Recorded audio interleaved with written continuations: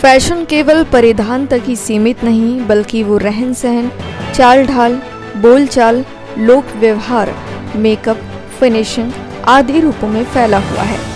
इसी कड़ी में नोएडा स्थित मारवा स्टूडियो में 3 दिवसीय 10वें ग्लोबल लिटरेरी फेस्टिवल नोएडा 2024 के तीसरे दिन के तीसरे सत्र में फैशन शो का भव्य आयोजन किया गया। द्वीप प्रज्वलन के साथ कार्यक्रम की शुरुआत की गई। कार्यक्रम में doctor Sandeep Marwah, festival president and chancellor AAFT university of media and arts, Ali Ashoy ambassador of Algeria, doctor Pankaj KP Shreyaskar, deputy director general PIMD, ministry of statistics and programme implementation मौजूद रहे। कार्यक्रम में बुके भेंटकर अतिथिगण का स्वागत किया गया। कार्यक्रम में ज्योति सैनी सिद्दीकी द्वारा डिजाइन की गई coffee table book creativity in depth art illuminates lives का विमोचन किया गया। फैशन शो में भारतीय संस्कृति को बहुत ही खूबसूरत तरीके से पेश किया गया, जिसमें मॉडल्स ने भारत के अलग अलग राज्यों की प्रसिद्ध पोशाक को पहनकर और हाथों में किताब लेकर रैंप पर खूबसूरती और टैलेंट का जलवा बिखेरा, जिससे सभी गेस्ट और स्टूडेंट्स बहुत प्रभावित हुए और खूब वाहवाही की।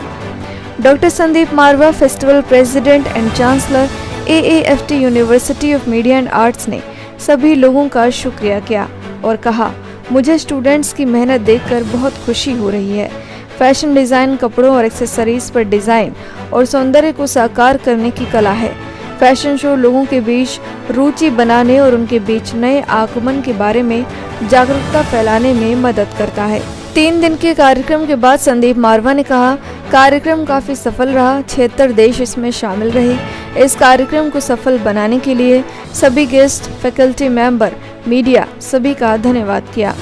कार्यक्रम में उपस्थित अतिथिगण को डॉक्टर संदीप मारवा द्वारा फेस्टिवल मोमेंटो देकर सम्मानित किया गया। Wonderful. I'm very happy to be here. It's every time proud and honored to be here in Marwa Studio in different activities. And today I have seen many wonderful things, mixing between food, outfits, literature.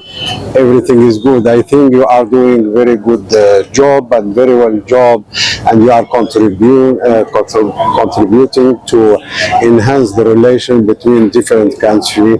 Thank you. I am from Algeria, and I hope that this cooperation between Algeria and India in the culture will be continued. Thank you very much. It was a wonderful evening coming here. It was a great pleasure seeing the expositions of the young students, the fashion designers, and a mix of the confluence of the literature along with the fashion. It was a wonderful memory to carry with me for the longer period of time, because I think it was a great innovation to have mixed the literary expositions along with the contours of the fashion, and I think these innovations must be appreciated and must be practiced much more in future. And I think such experiments are long overdue, and I believe that if such expositions are kept on being continued most of the times, I think the young students will get greater exposure, not only the fashion, but it will be solid grounded on the literary platforms. Wish you all the very best to this institute, to the president Dr. Marwa, as also to the youngsters and the future students who are going to come back to this, and also to the faculty members. Thank you so very much. 10वें global literary festival Noida 2024 के तीसरे दिन के आखिरी कार्यक्रम से मैं बाहर आया हूं। मैं गदगद हूं, बहुत खुश हूं, बहुत उत्साहित हूं, प्रोत्साहित हूं, और जिस खूबसूरत ढंग से AAFT school of fashion and design के तमाम बच्चों ने जो प्रेजेंटेशन दी है रैंप के ऊपर, वो देखते ही बनती थी।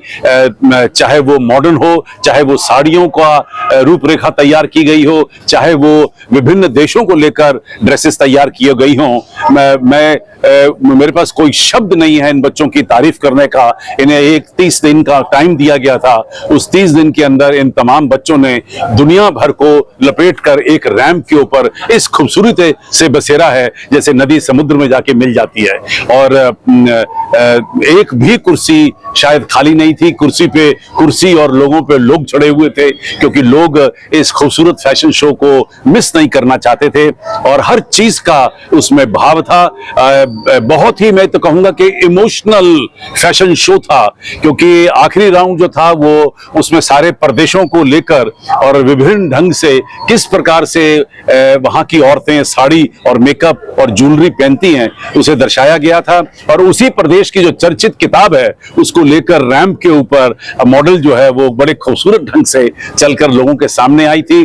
तो जो हमारा मकसद था इस पूरे ग्लोबल फेस्टिवल का वो पूरा होता नजर आया, क्योंकि हम इसी फेस्टिवल के जरिए आम जनता तक, स्टूडेंट्स तक और जितने भी लोग यहाँ आए हजारों की तादाद में, उन तक ये खास मैसेज पहुंचाना चाहते थे कि पढ़िए, लिखिए और हमारे साहित्य को संभाल के रखिए, क्योंकि जब आप लिखते हैं तो वो इतिहास बन जाता है और जो इतिहास है उससे साहित्य बनता है और साहित्य से जो है संस्कार बनते हैं और संस्कारों से देश की परंपरा बनती है। ये हमने हमेशा माना है और इसी चीज को हम लोग यहाँ पर इस फेस्टिवल के जरिए आम जनता तक पहुंचा रहे हैं। सर, साहित्य और फैशन को जोड़ने का विचार आप लोगों के पास कैसे आता है? ये हमेशा रहता है, मेरी ये हमेशा सोच रही है कि कलाएं जो हैं वो उन्हें हर कला को मौका देना चाहिए। जब आपको कोई अच्छा प्लेटफॉर्म मिले तो जहां गीत हुआ, संगीत हुआ, जहां फैशन शो भी बीच में आया, किताबों की रिलीज हुई, उसके साथ साथ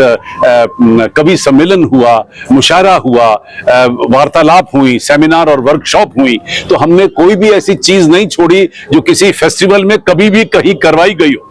और शायद यही वजह है कि ये फेस्टिवल अब बाकी फेस्टिवलों से बिल्कुल अलग है और अब तक तांता लगा है। अब तो हम लोगों के हाथ जोड़ रहे हैं कि फेस्टिवल खत्म हो चुका है, लेकिन लोग मानने को तैयार नहीं। Thank you very much.